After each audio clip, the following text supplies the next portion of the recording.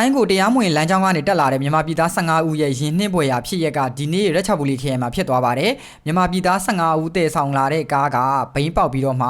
9ဦးကအဲ့နေရာမှာတင်ပွဲချင်းပြီးသွားတယ်ကျန်တဲ့6ဦးကတော့လွတ်မြောက်နေတယ်လို့သိရပါတယ်ကားသမားကလည်းအခုချိန်မှာထွက်ပြေးတိမ်းရှောင်နေတယ်လို့သိရတယ်ဗျာနော်ဒီနေ့3ရက်12လ2025မှာဖြစ်တာပါဖြစ်ပုံကတော့ဒီမြန်မာနိုင်ငံသား15ဦးကိုတည်ဆောင်လာတဲ့ Fortuner ပေါ့နော်9ယောက်စီကားကသူအချိန်နဲ့မောင်းလာတဲ့အချိန်မှာဘိန်းပေါက်ပြီးတော့လမ်းဘေးကဒီတူးမြောင်းပေါ့နော်ဒီရေချောင်းထဲကိုပြုတ်ကျပြီးတော့မှအဲ့နေရာမှာတင်ပဲ9ဦးကအသက်ပါသွားတယ်ဗျာနော်အသက်ပေးလိုက်ရတယ်အဲ့တော့ဒီအာနာပိုင်တွေကတွားပြီးတော့စစ်ဆေးပြီးတော့မှဒီလက်ရှိဒီကွယ်လွန်သွားတဲ့အလောင်းတွေကိုလက်ချပူလီခရိုင်မှာရှိတဲ့နီးစပ်ရာဆေးရုံမှာထားရတယ်လို့သိရပါတယ်အဲ့ဒီတော့ဒီနေ့3ရက်12လ2025မှာကိုဆွေမျိုးကိုမိတ်ဆွေကိုတငယ်ချင်းတွေက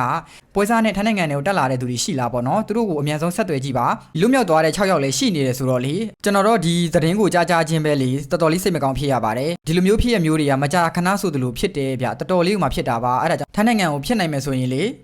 ရွေးချယ်စရာရှိသေးတယ်ဆိုရင်လုံးဝတရားမဝင်တဲ့လမ်းကနေမလာပါနဲ့လို့ကျွန်တော်တို့ပြောချင်ပါတယ်ပွဲစားတွေကတော့သိတဲ့အတိုင်းပဲဗျသူတို့ကတော့စူးစမ်းပြီးတည်မှာပဲသိတယ်မလားအဲ့မှာလွတ်မြောက်သွားတဲ့သူလည်းရှိမယ်အခုလိုမျိုးဖြစ်သွားတဲ့သူလည်းရှိမယ်ကိုယ့်ရဲ့ကံပေါ်မှာလည်းမူတည်တယ်ဗျဒါပေမဲ့ကျွန်တော်အနေနဲ့ကတော့လေအဲ့လိုမျိုးတရားမဝင်တဲ့လမ်းကနေအ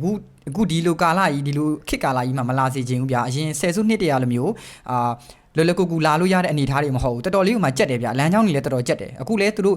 အချိန်နဲ့မောင်းနေဆိုတာဗျအဲ့လိုမျိုးလမ်းမှာစစ်ဆေးမေးမြန်းမှုတွေရှိလာမယ်ဖမ်းခံရမှာဆိုလို့အခုလိုမျိုးအချိန်နဲ့မောင်းတာဗျအဲ့တော့ဒီလိုမျိုး accident တွေဖြစ်လာတဲ့ခါကျတော့ဘယ်သူတွေခံရလဲနော်ပတ်စံတွေအများကြီးပုံပေးတဲ့သူတွေပဲခံရတယ်ပြောရင်ကားသမားကတော့သူတို့မဖြစ်ချင်ဘူးတို့ပြင်မဲ့လည်းဖြစ်လာတဲ့ခါကျရင်သူတို့လည်းရှောင်လဲမရတဲ့ခါကျရင်ဖြစ်သွားပြီဗျာအဲဆိုသူတို့ကတော့ထွက်ပြေးမှာပဲကိုလို့ယုံသွားမှာပဲလက်ရှိဒီတက်လာတဲ့သူတွေကခံရတာเนาะအဲကြောင့်တကယ်လို့ဖြစ်နိုင်မယ်ဆိုရင်တော့တရားမဝင်လမ်းကြောင်းကနေကိုယ်မှရွေးချယ်စရာရှိသေးတယ်ဆိုရင်တရားမဝင်လမ်းကြောင်းကနေမလာပါနဲ့လို့ပဲကျွန်တော်ကတော့ပြောချင်ပါတယ်ဆိုတော့ဒါကတော့ဒီနေ့ထိုင်းနိုင်ငံမှာဖြစ်သွားတဲ့ရှင်နှင်းဖွယ်ရာဖြစ်ရပေါ့ဗျာသူတို့တွေဆိုသူတို့မှအိမ်မက်တွေအများကြီးရှိတယ်เนาะဟိုထိုင်းနိုင်ငံမှာအလုပ်လုပ်မယ်ပတ်စံရှာမယ်မိသားစုကိုပြန်ထောက်ပံ့မယ်ဆိုတဲ့အိမ်မက်တွေတည်လာတာဒါပေမဲ့သူတို့အိမ်မက်တွေကိုသူတို့အကောင့်ထဲမဖော်လိုက်ရဘူးเนาะအဲဒါကြောင့်တကယ်မှများစွာစိတ်မကောင်းဖြစ်ရပါတယ်ဒီထွက်ပြေးသွားတဲ့သူလည်းအမြန်ဆုံးဖမ်းမိပါစေလို့ဆုတောင်းနေဗျာနော်ပြီးတော့လို့ရှိရင်ဒီလွတ်မြောက်သွားတဲ့6ဦးလည်း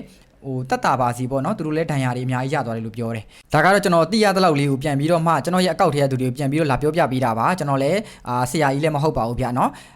ကျွန်တော်အကောက်ထဲရသူတွေမသိသေးတဲ့သူတွေတော့ကျွန်တော်ယူရပြီးတော့တင်ပေးရခြင်းဖြစ်ပါတယ်ဒီနေ့သတင်းကတော့ဒီလောက်ပါပဲနောက်ထပ်ကျွန်တော်သိရတဲ့အကြောင်းအရာလေးရှိလို့ရှိရင်လည်းပြန်လာပြီးတော့မှလာပြီးတော့ပြောပြပေးပါအောင်မယ်ခင်ဗျကျေးဇူးတင်ပါတယ်